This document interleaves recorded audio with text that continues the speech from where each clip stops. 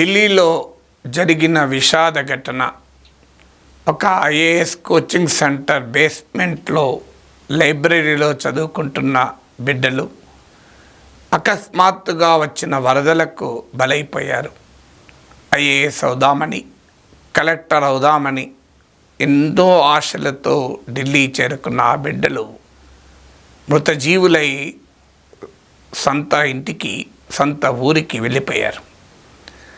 సంతాప సందేశాలు వస్తున్నాయి, రాజకీయ విమర్శలు, ప్రతి విమర్శలు వస్తున్నాయి. కానీ ఇలాంటి ఘటనలు ఇప్పుడు మొదలు కావు, చివరకు కావు. అనేక సందర్భాల్లో మనం చూస్తుంటాం. ఫైర్ యాక్సిడెంట్స్, బిల్డింగ్ కొలాప్స్ కావడము, మ్యాన్ హోల్లో పడి చనిపోవడము, వీటన్నిటికీ ఎవరు బాధ్యులు? ఈ వ్యవస్థ బాధ్యత వహించాలి. అసమర్థత, అవినీతిలో కూరుకుపోయిన మన వ్యవస్థల బాధ్యత.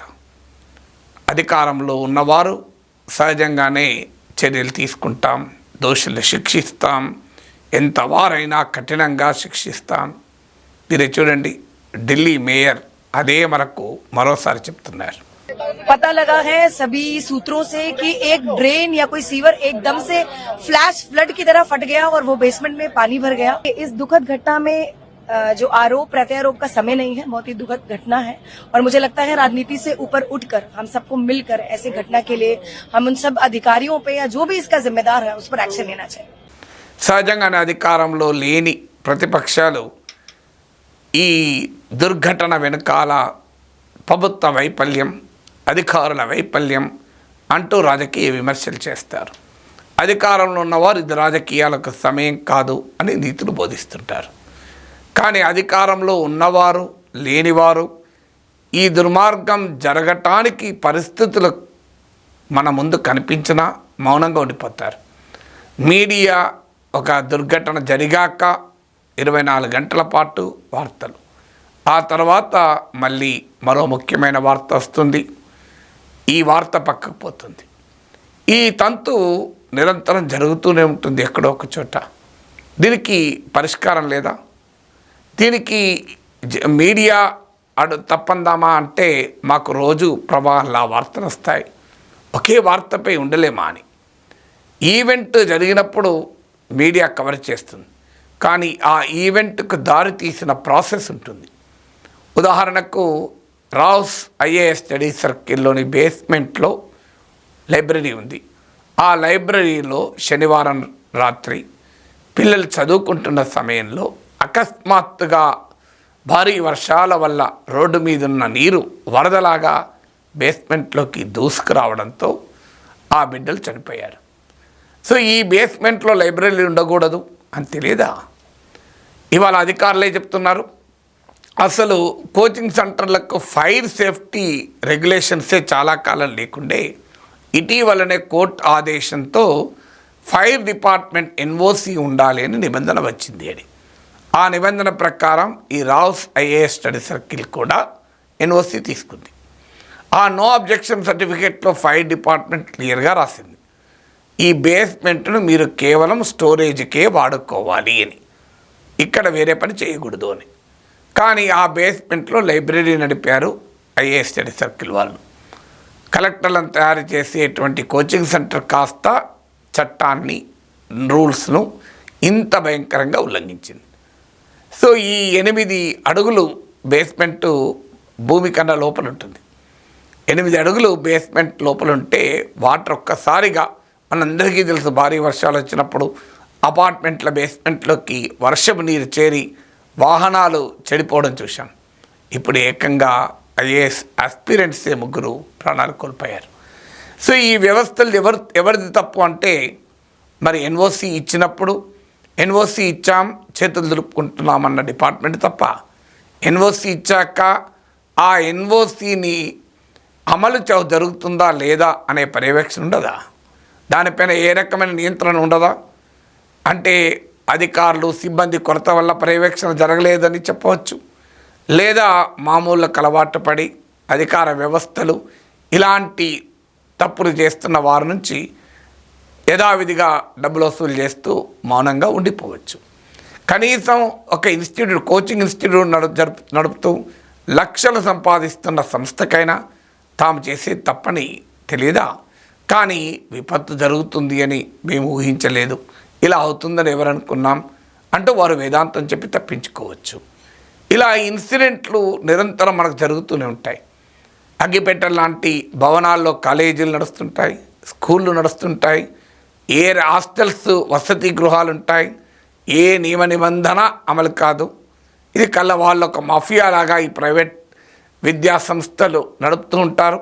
ఆసుపత్రుల్లో కూడా మనం మంటలు చూసాం. ఎంత భయంకరంగా ఆసుపత్రుల్లో మంటల్లో రోగులు చనిపోవడం చూసాం, చిన్నపిల్లలు చనిపోవడం చూసాం. కానీ ఆ సంఘటన జరిగినప్పుడు, ఆ దుర్ఘటన జరిగినప్పుడు ఇమీడియట్గా సమాజం రియాక్ట్ అవుతుంది, ఆ తర్వాత మర్చిపోతుంది. కానీ ఒక disaster consciousness, disaster prevention consciousness, ఒక విపత్తుల నిర్వహణ అనే భావన, అనే చైతన్యం, దాన్ని ఎన్ఫోర్స్ చేయడం అనేది కనుక జరిగితే ఈ సంఘటన జరుగుతుందా? ఇప్పుడు ప్రభుత్వ యంత్రాంగం హడావుడిగా ఆదేశించింది. ఢిల్లీలోని ఓల్డ్ రాజేంద్ర నగర్లో ఉన్న అన్ని కోచింగ్ సెంటర్లలో బేస్మెంట్లో ఇక ఏం జరుగుతుందో మేము ఇప్పుడు విచారణ జరుపుతాం. అయ్యా, 3 ప్రాణాలు పోయాక మీకు బేస్మెంట్లు విచారణ జరపాలని గుర్తొచ్చిందా? ఇవేం రహస్యంగా ఏమైనా గాజాలో హమాస్ వారి టన్నెల్స్ లాగా ఉన్నాయా? లేదా కార్గిల్లో ఉన్నటువంటి బంకర్లు అయిపోయినాయి? కళ్ళ ముందు జరుగుతున్న వ్యవహారమే కదా. వందల మంది విద్యార్థులు చదువుకుంటున్నారు, అనేక మంది అధికారుల పిల్లలు కూడా బహుశా ఆ కోచింగ్ సెంటర్లో చదువుకుంటూ ఉంటారు. వాళ్ళకెవరికి ఇది లేదా? ఇది భవన నియమ సూత్రాలు, బిల్డింగ్ నామ్స్కు, బిల్డింగ్ ప్లాన్స్కు విరుద్ధమని. మీరు కనుక బిల్డింగ్ ప్లాన్స్ను ఉల్లంఘించిన భవనాలు ఏంటి అని లెక్క తీస్తే ఢిల్లీ ఏంటి, హైదరాబాద్లో కూడా అనేక భవనాలు కనబడతాయి. ప్రభుత్వమే దాన్ని చట్టబద్ధం చేస్తే బిల్డింగ్ రెగ్యులరైజేషన్ స్కీమ్ BRS కింద నువ్వు అన్ని నియమాలు ఉల్లంఘించి బిల్డింగ్ కట్టు, ఆ తర్వాత ప్రభుత్వానికి అధికారికంగా డబ్బులు.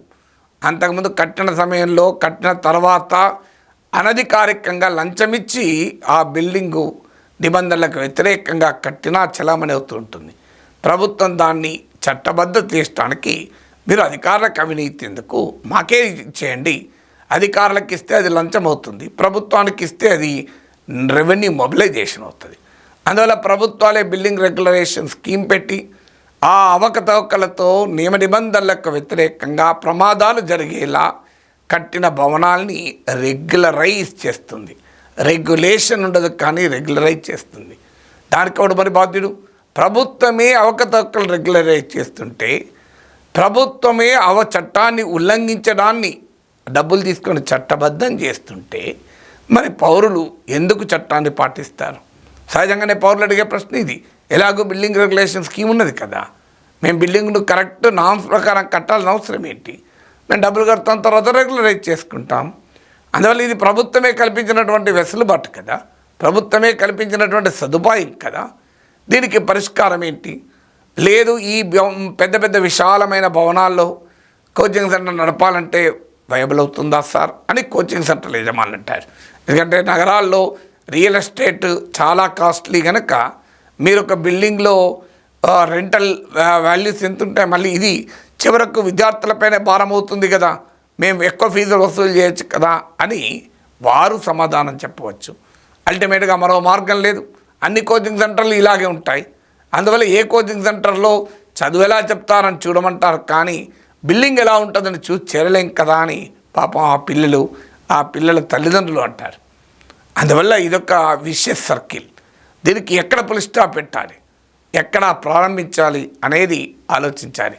బహిరంగంగా రూల్ ఆఫ్ లా ఉల్లంఘన జరుగుతున్న సమయంలో, చట్టం బహిరంగంగా ఉల్లంఘించబడుతుంటే, నియమ నిబంధనలను ప్రభుత్వాలు కూడా పాటించకపోతే వ్యవస్థలు ఎలా పనిచేస్తాయి? మనందరికీ తెలుసు, ఓ చెరువు భూమిలో ప్రభుత్వ బిల్డింగ్ కడతారు, అది భారీ వర్షం వస్తే ఆ బిల్డింగ్ కూడా మునిగిపోతుంది. అసలు ఇది ఫుల్ ట్యాంక్ FTLలో కట్టకూడదు అనే నియమ నిబంధన ఉన్న ప్రభుత్వమే కడుతుంది. ప్రభుత్వమే కట్టిన తర్వాత ఇక ప్రైవేట్ వారు ఊరుకుంటారా? అందువల్ల మన దగ్గర రూల్స్ పాటించడం అనేది నామ్గా ఉండాలి, కానీ రూల్స్ పాటించకపోవడం అనేది నామ్. రూల్ పాటించడం అనేది ఎక్సెప్షన్గా పోతుంది. రూల్ పాటించకపోవడం అనేది ఒక స్టేటస్ సింబల్గా మారింది. రూల్ పాటించకపోవడం అనేది ఒక బిజినెస్ యాజ్ యూజువల్గా మారిపోయింది. ఈ వ్యవస్థల్లో ఉన్న వైఫల్యమే ఇవాళ వ్యవస్థలు నడుపుదామని కలెక్టర్ అయి ఆ వ్యవస్థలకే నాయకత్వం వహిస్తామని ఆశపడిన ఆ బిడ్డలు కానరాని లోకాలకు వెళ్ళిపోయారు. మళ్ళీ మరో సంతాప వార్తతో కలుసుకుంటామంటూ టీవీ ఛానళ్ళు ఇవాళటికి ముగిస్తాయి. రేపు ఏ రాజకీయ అడావడో ఏ కార్యక్రమం ఇచ్చే వార్తలతో మునిగి తేలుతారు. కానీ ఆ బిడ్డలను కోల్పోయిన కుటుంబాలకు మాత్రం ఇది శాశ్వత లోటు. కోచింగ్ సెంటర్లకు రేపటి నుంచి మళ్ళీ క్లాసులు యాజ్ యూజువల్, ఫైర్ డిపార్ట్మెంట్కి మళ్ళీ ఎన్ఓసీలు యాజ్ యూజువల్, మున్సిపల్ అధికారులకు ఇది యాజ్ యూజువల్, రాజకీయ నాయకులకు విమర్శలు ప్రతి విమర్శలు యాజ్ యూజువల్. కానీ తమ బిడ్డలు కోల్పోయిన ఆ తల్లిదండ్రులు, ఆ కుటుంబాలు జీవితపు చివరి క్షణం వరకు ఈ విషాదాన్ని ఎదుర్కోవాల్సిందే, భరించాల్సిందే.